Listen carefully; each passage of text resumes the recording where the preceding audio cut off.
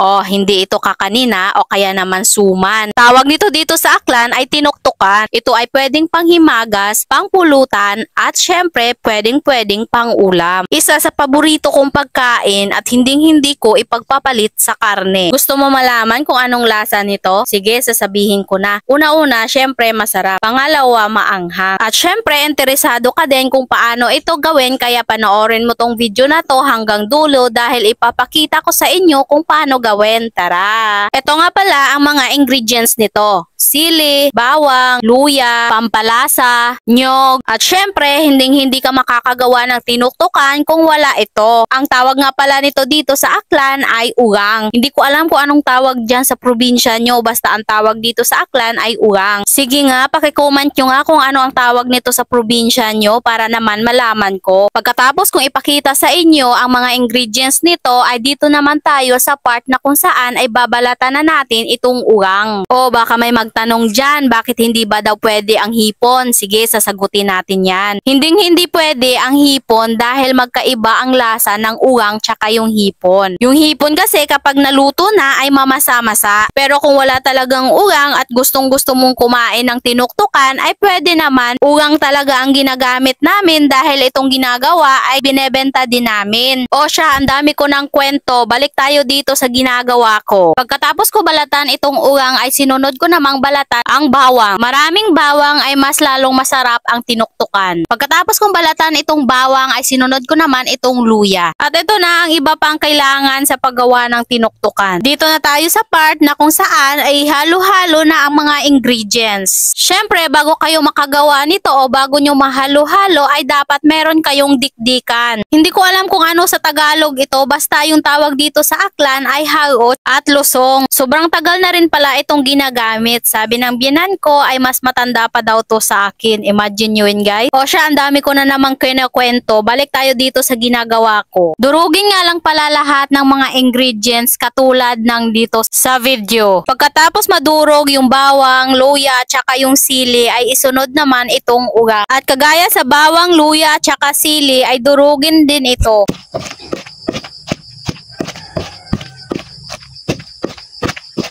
Kapag nadurog na at ganito na yung magiging itsura niya, ay pwede na ring isunod dito yung nyog. At take note, ang nyog niya palang gagamitin dito ay hindi panggata at hindi rin buko. Yung tama-tama lang. Hindi ko alam kung anong tawag sa Tagalog, pero yung itsura niya ay ganito. At ang tawag nito dito sa Aklan ay gawod. At take note guys, hindi dudurugin dito ang nyog, kundi ang kailangan lang natin ay maihalo ang mga pampalasa. Pagkatapos mailagay ang nyog ay isunod naman ang asin, bitchin, at kung gusto nyo namang madagdagan yung lasa ay magdagdag kayo ng magic sarap. Pasensya na kayo at hindi ko talaga na videohan yung pagkalagay ng asin tsaka yung bitchin ng biyenan ko dahil nakalimutan ko at akala ko talaga ay gumagana yung video ko. Dito sa part ng video ito ay inumpisahan na rin ng biyenan ko na paghaluin itong nyog tsaka yung iba pang pampalasa. Kwento ko lang din sa inyo guys na nung kasagsagan ng pandemic ay malaking tulong talaga itong tinuktukan sa amin. Gumagawa pala kami ng maramihan nito dati at ang dami talagang nag-o-order sa amin. At syempre, nasabi ko talaga na malaking tulong to sa amin dati nung kasagsagan ng pandemic dahil dito namin nakukuha yung mga pambili naming pangangailangan namin sa araw-araw. At alam nyo naman na sobrang hirap talaga ng sitwasyon ng mga panahong pandemic. Kapag naghalo na ang nyog tsaka yung mga pampalasa at ganito na yung itsura niya ay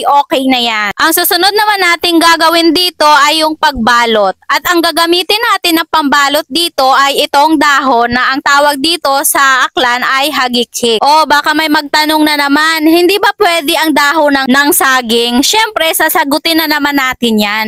Pwedeng-pwede ang dahon ng saging, pero mas okay or mas better na gagamitin talaga dito is itong dahon ng hagikik. Pagkatapos balutin ay syempre lulutuin na natin. Sa loob ng kaldero ay kailangan mo munang lagyan ito ng dahon ng hagik-hik dahil ang purpose nito ay para hindi masunog. At syempre, yung paglagay nyo ng tinuktukan ay dapat nakaayos. Katulad nitong nasa video. Pagkatapos mailagay lahat sa kaldero ang tinuktukan ay kailangan na natin isalang ito sa kalan. Syempre, bago isalang sa kalan ay kailangan muna natin itong lagyan ng tubig. Instead na tubig yung pinagluluto namin dito ay yung pinagluluto namin ay yung sabaw ng nyog. Alam nyo ba kung bakit? Dahil ang sabaw ng nyog ay panpadagdag din ng lasa sa tinuktukan. O siya, isalang na natin at sobrang dami ko ng kwento. Buksan na yung kalan at antayin ng ilang minuto hanggang sa matuyo. And this is the final look ng aming tinuktukan. O, diba? Luto na. Sobrang sarap nito guys. Sa lamig na kanin, promise. Try nyo magluto. Nagustuhan mo ba ang vlog ko? Kung nagustuhan mo, pakishare naman and follow. Ang hindi mag-share ay hindi magiging masarap ang luto buong taon. Hoy, grabe siya.